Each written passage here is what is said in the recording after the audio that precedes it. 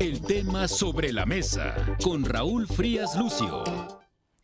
Bueno, esto ya se concluyó. Finalmente en el Senado se aprobó esta reforma judicial. ¿Cómo? Como la quería el presidente, sin moverle una sola coma. Finalmente el bloque opositor de los 43 senadores que podrían haber evitado que tuvieran la mayoría calificada, finalmente pues hubo coacción, hubo extorsión, hubo presión, hubo ofrecimientos y bueno, todo esto es parte de lo que seguramente ha sido el comentario de este día, luego de que en la madrugada fue aprobada, como ya le dije, la reforma judicial. ¿Qué sigue? ¿Qué va a pasar? Para hablar, para analizar el tema, sin duda Enrique Guzmán, nuestro analista, comentarista de Mega Noticias, le doy la bienvenida para poder hablar de este tema. ¿Cómo viste, estimado Enrique, cómo viste finalmente, ¿cómo llamarle? Ya estaba cantado lo que iba a suceder y finalmente ayer fue solamente puro trámite, Enrique, no sé, ¿cómo lo viste tú? Gusto en saludarte, Raúl, por supuesto al público de Mega Noticias. ¿Cómo lo vi? Con una gran cobertura de Mega Noticias. Así lo que te puedo decir que nosotros, al menos yo lo vi, con una gran cobertura de todo el equipo para estar informando con las entrevistas y demás. ¿Cómo vi lo que sucedió en el Senado de la República? Bueno, pues una sorpresa que, oye, yo nunca había visto una extorsión política de esta magnitud, lo que sucedió con los Yunes. Mira, podrán haber sido llamados traidores, pero cuando te dicen o haces esto o te sacamos carpetas de investigación y esto te puede implicar jurídicamente y demás, yo creo que cualquiera tiembla. Digo, perdóname, yo también, si me pondrían en riesgo la familia, yo creo que cualquiera tiembla. Y entonces no era menor ver la cara de Yunes Linares, padre de Miguel Ángel Yunes Linares, tratando de minimizar la posición que tenía el hijo. Regresa el hijo, que es el senador titular, y pues simplemente lo que notamos fue una situación de cómo tratar de responder en donde con balbuceos. Por otro lado, déjame decirte que, y así también lo veo, aparte de todo esto, una situación en donde no hubo discusión, puro trámite, y es lo que está pasando en los congresos de los estados, ¿eh? Eso es lo que está pasando, Raúl. Entonces, yo nunca había visto esto. Me quedo con aquella impresión de Humberto Roque Villanueva hace 29 años con la famosa Roque Señal, cuando nos incrementaron el IVA del 10 al 15%. Creo que lo que vimos en el Senado lo ha superado bastante lo que pasó hace 29 años, Raúl. Fíjate que, a ver, especialmente los que estuvimos atentos a este asunto, porque vale la pena señalarlo, Enrique, la gente, el ciudadano común y corriente, los de a pie, estaban de alguna forma haciendo sus actividades como todos los días, hacían su actividad. Realmente, digamos, el círculo rojo, como se le llama, quizás los periodistas estemos muy atentos a lo que estuvo sucediendo en este tema, en este asunto, pero vimos un gran circo. Este circo en el que observábamos, bueno, cómo los senadores no escuchan, no oyen, no ponen atención, no vimos que pues cada senador en su postura, en su posición, pues hablaba y hablaba y hablaba, pero era un diálogo de sordos, Enrique, donde ya nadie atendía porque ya había la consigna. La consigna era de parte de Morena y sus aliados que esta reforma del presidente López Obrador, para que esta reforma judicial, con todos los asegúnes que ya hemos comentado en días pasados, pasara. Y el bloque opositor de los 43 senadores, pues de alguna forma se vio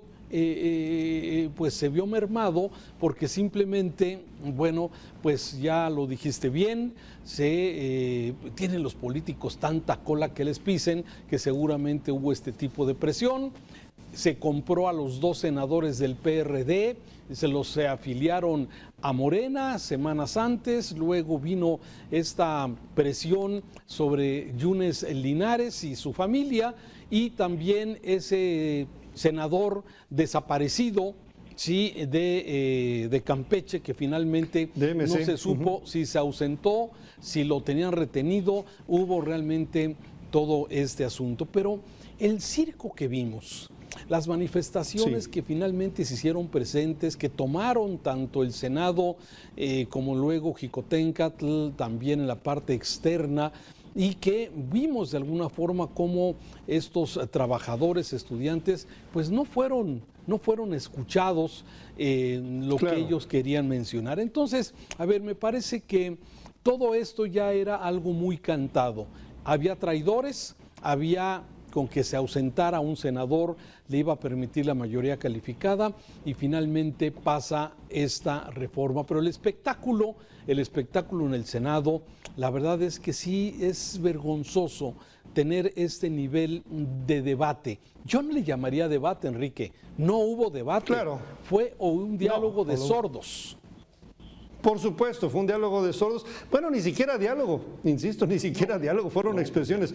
Eso es una realidad, no hubo diálogo, no fue nada de esto. Y mira, Raúl, vamos a avanzar. Vienen las discusiones en los congresos de los estados, ya lo platicábamos hace un momento, ahí va a pasar sin ningún problema. En los estados se va a tener que armonizar el tema de lo que se quiere hacer en el ámbito federal, en el ámbito estatal. Ahí es donde va a estar la clave para resolver ese 80% de los procesos judiciales en México que están en los estados, no el 20% que corresponden a la Suprema Corte de Justicia de la Nación, al Poder Judicial de la Federación. Ahí es donde va a estar la clave para armonizarlo con tribunales, con juzgados, con los poderes judiciales de los estados.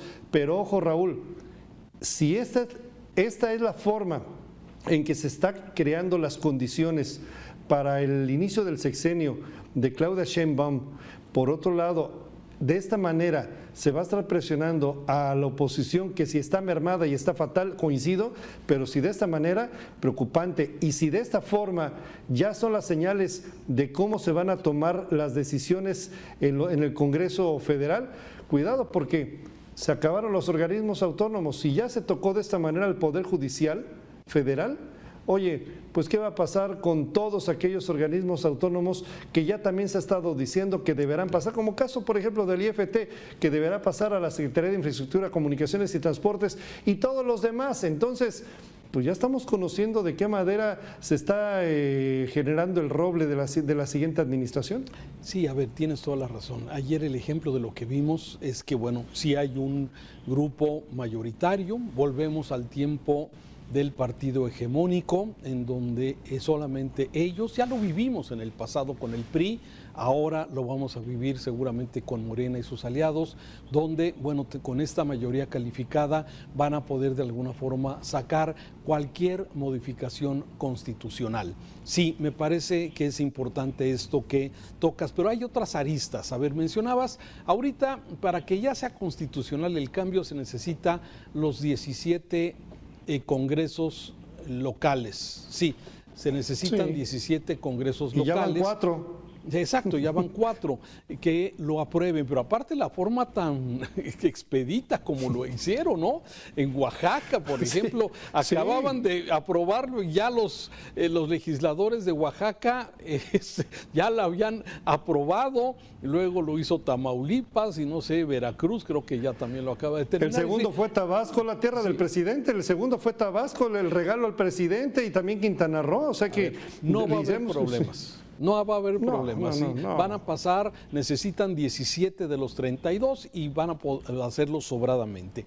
¿Y eso a dónde nos lleva? A lo que tú bien dices, Enrique.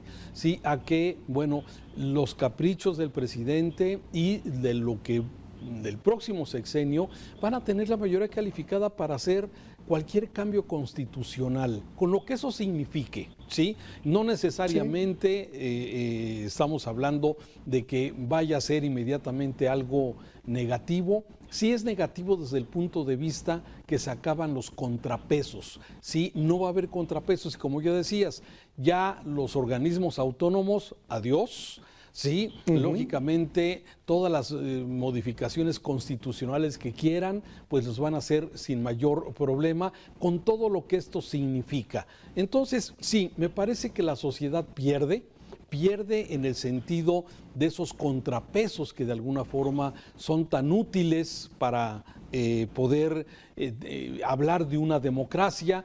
Y lamentablemente me parece que sí estará vulnerada, se debilita nuestra democracia con este tipo de hechos. Y bueno, sí, esa es la realidad que nos toca vivir. ¿Qué sigue después de esto, Enrique? Me parece que después de los congresos que van a aprobarla sin mayor problema, ¿qué sigue? Las otras leyes, las otras modificaciones constitucionales. Mira, van a tener que realizar las leyes secundarias con respecto a todo este tema del Poder Judicial, que va a ser importante. Van a tener que buscar de alguna manera cómo dejar de tener este impacto tan notable de los trabajadores del Poder Judicial, y por otro lado, cómo dar certidumbre a los mercados, porque, oye, ya pasamos de los 16 a los 20 pesos el dólar. Hoy todavía está la cotización alta. Tuvo que salir Marcelo Ebrard del día de hoy a dar una declaración en donde no se ven riesgos, dice, con respecto a este tema. Y por otro lado, señalando también la ministra Yasmín Esquivel, ya también en un ataque directo a la ministra presidenta de la Suprema Corte, me refiero a Norma Piña. ¿Qué sigue de todo esto? Comenzar ya a limpiarse las heridas y encontrar alguna forma de cómo reducir el impacto, porque está en juego la estabilidad del sistema del Poder Judicial, está en juego las inversiones y está en riesgo los mercados, porque mucho dependen de este ámbito que es el judicial. Entonces, aquí creo que ya de la parte desasiada, pues sí, ya cada quien se va a quedar con sus heridas y sus golpes, pero tienen que empezar en lo que corresponde, actuar de una manera distinta si es que quiere caminar ese país. Esperaría que hubiera un poco de prudencia ante este avasallador triunfo que tuvo Morena y aliados con la reforma al Poder Judicial. Sí, a ver, yo veo difícil eso que tú llamas prudencia, veo complicado. ¿Por qué? A ver, me parece que esto que pasó ayer simplemente le quita la independencia al Poder Judicial. Sí, se perdió esta independencia que debería tener este órgano y este poder tan fuerte en estos equilibrios que estamos hablando. Y me parece que la gran mentira, Enrique, y con eso quiero terminar mi comentario, la gran mentira en la reforma judicial que presenta el presidente López Obrador y que fue aprobada por los legisladores es que vamos a tener una justicia expedita, sí, rápida y justa. Esa me parece que es exactamente la gran mentira, porque el problema... Bueno, así como la salud de Dinamarca, ¿no? El problema de la propuesta de elegir a jueces y magistrados mediante el voto popular, me parece que eso automáticamente no va a traer un mejor sistema de justicia en el país, porque ya lo hemos dicho, el sistema de justicia en este país está vulnerado, es impune, y le urge una reforma, pero a todo, a las policías, ministerios públicos, fiscalías, ya lo has dicho tú en muchas ocasiones en este espacio, ¿sí? Y aquí lo que se trató simplemente es, sí, pues darle este regalo al presidente, en el que se pueda votar jueces y magistrados, ¿sí? Y eso automáticamente no va a traer un sistema de justicia mejor. ¿Qué es lo que pasa? ¿Qué es lo que pasó en este sexenio?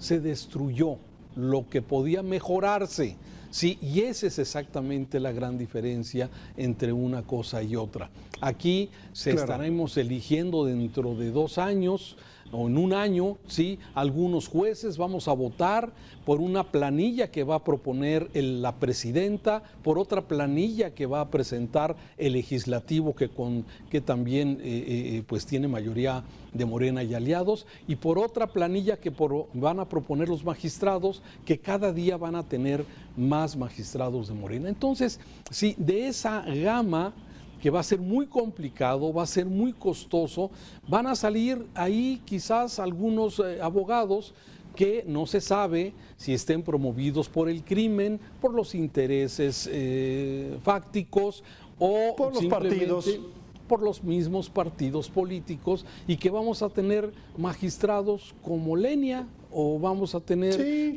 alguien que va a poder juzgar a algo pues simplemente quizás sin conocimiento legal, sin conocimiento judicial.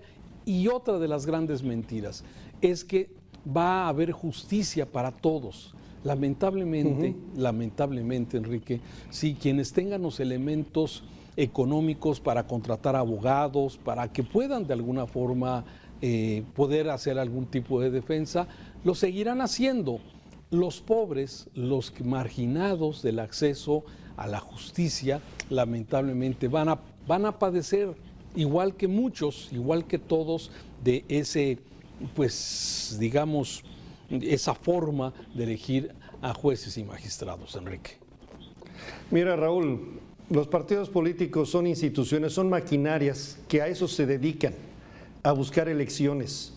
Si lo hemos visto en las elecciones vecinales, en la Ciudad de México, en colonias populares, simplemente para que tengan ahí un presupuesto participativo para arreglar jardines, banquetas y parques y demás, alumbrado y otras cosas, ahí están metidos los partidos políticos, porque de ahí tienen una cuota muy interesante con los vecinos. Imagínate precisamente con jueces y magistrados. Hace unos días conocimos cómo la presidenta electa Claudia Sheinbaum presentaba a los titulares de Marina y de Sedena. Perdóname, yo ahí sí me declaro que no tengo el conocimiento de las fuerzas castrenses para identificar plenamente los nombres y sus trayectorias. Hay personas que a eso se dedican, hay periodistas muy reconocidos que eso lo hacen y perfectamente lo identifican.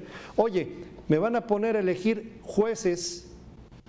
Un poquito viendo el ejemplo de la situación de los nuevos titulares de Marina y de la Sedena, me van a poner un listado de nombres que no conozco, que no sé su trayectoria, que voy a tener que palomearlos, voy a tener que votar por ellos.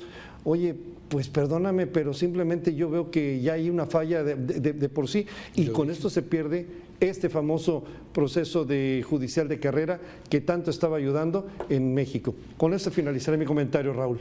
Viene mucho por ver, estimado Enrique, viene mucho por ver y bueno, por lo pronto, bueno, pues simplemente analizar, ver cómo van caminando las cosas en este sentido y bueno, pues desde luego sí hay cosas que estaremos viendo seguramente en los próximos días.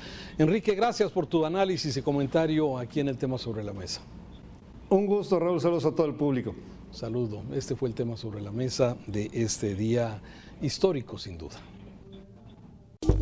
El Tema Sobre la Mesa con Raúl Frías Lucio.